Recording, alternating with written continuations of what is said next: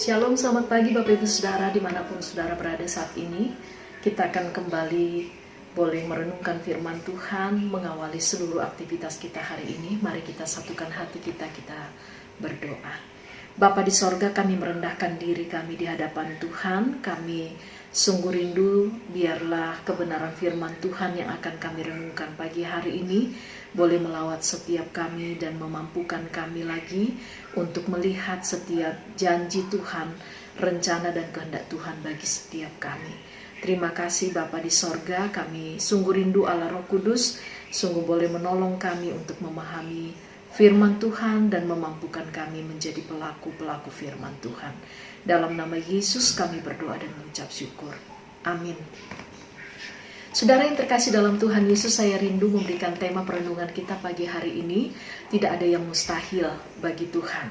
Ayat perenungan kita dari Yeremia pasal 32 ayat 16 sampai ayat yang ke-35.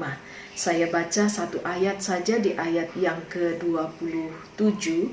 Sesungguhnya akulah Tuhan Allah segala makhluk. Adakah sesuatu apapun yang mustahil untukku? Saudara yang terkasih dalam Tuhan Yesus, mudah bagi kita untuk berkata Tuhan baik, mudah bagi kita untuk percaya kepada Tuhan, percaya kepada firman Tuhan ketika kondisi kita dalam keadaan baik. Kita sehat, pekerjaan kita baik, penghasilan kita baik, keluarga kita baik, relasi kita dengan orang-orang di sekitar kita juga baik. Tetapi alangkah sulitnya bagi kita untuk melihat kebaikan Tuhan, mempercayai Tuhan dan firman Tuhan ketika keadaan kita berbanding terbalik dengan apa yang kita harapkan dan inginkan. Ketika kondisi kita tidak sesuai dengan ekspektasi kita. Itu yang terjadi dengan umat Israel. Mereka dinubuatkan akan dibuang ke Babel. Mereka menjadi orang buangan. Mereka tidak punya hak lagi atas diri mereka. Mereka kehilangan negeri mereka. Mereka kehilangan keluarga mereka. Mereka jauh dari tempat yang mereka harapkan, yang mereka inginkan selama ini. Dan dalam kondisi yang seperti ini, pasal 30-32, Yeremia bernubuat bahwa satu saat Tuhan akan menolong mereka, memulihkan mereka, baik Israel, kerajaan utara, dan juga Yehuda, kerajaan selatan. Tuhan akan memulihkan mereka. Tuhan akan mengembalikan mereka ke tempat mereka, dan Tuhan akan kembali memberkati mereka. Tentu ini tidak mudah bagi mereka karena kondisi yang mereka hadapi tidak dalam situasi yang baik. Tetapi kalau kita memperhatikan bagaimana Yeremia sendiri menghidupi apa yang dia sampaikan. Satu ketika dia juga mengambil satu langkah iman, ya. Ketika orang-orang dari Babel itu sedang mengepung Yerusalem, artinya satu ketika negeri mereka akan dijajah dan mereka akan keluar dari tempat mereka. Tetapi dalam kondisi seperti ini, Yeremia justru membeli tanah di Anatot. Kenapa? Karena Tuhan yang berfirman kepada Yeremia. Dan di sini Yeremia masih punya kebingungan, masih punya tanda tanya. Tetapi dalam segala kebingungannya dia tetap percaya firman Tuhan dan dia belajar untuk taat kepada firman Tuhan. Dia punya satu keyakinan bahwa Tuhan akan menggenapi janjinya.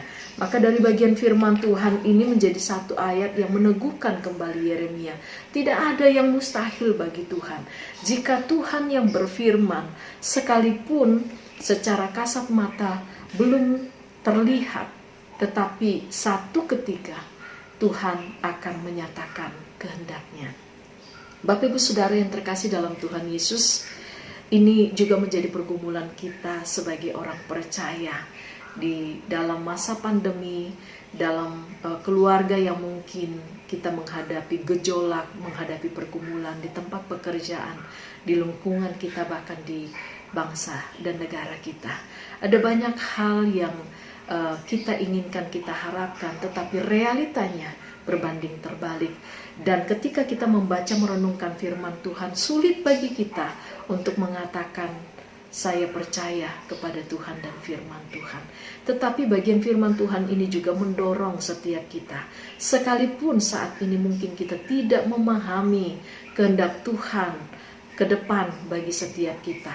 Tetapi ketika Tuhan yang berfirman bagi kita, mari kita ambil langkah iman, kita belajar percaya kepada Tuhan yang berfirman kepada kita. Kita percaya bahwa waktu Tuhan, waktu yang terbaik itu, Tuhan akan nyatakan kehendaknya, rencananya bagi setiap kita untuk mendatangkan kebaikan bagi setiap kita.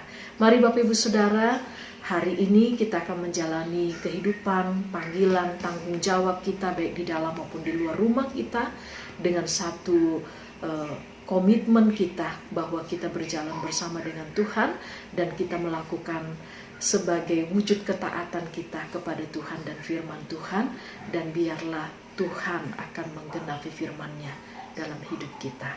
Amin. Mari kita berdoa. Bapa di sorga, kami bersyukur untuk firman Tuhan yang boleh kami renungkan bersama pagi hari ini. Pengalaman Yeremia bersama dengan Tuhan dalam situasi tersulit sekalipun dia belajar mempercayakan seluruh hidupnya dan dia mengambil langkah iman karena dia sungguh-sungguh percaya kepada Tuhan yang berfirman kepadanya, dan dia percaya bahwa waktu Tuhan yang terbaik akan nyata baginya. Tuhan, tolong kami semua supaya kami boleh terus teguh di dalam iman kami kepada Tuhan. Dalam kondisi tersulit sekalipun kami tetap tidak meragukan Tuhan. Kami tetap mempercayakan hidup kami kepada Tuhan, dan kami menantikan waktu Tuhan yang terbaik bagi setiap kami. Terima kasih Bapa di sorga. Kami bersyukur kepadamu, kami bersyukur untuk firman-Mu, dan kami siap menjalani hari ini.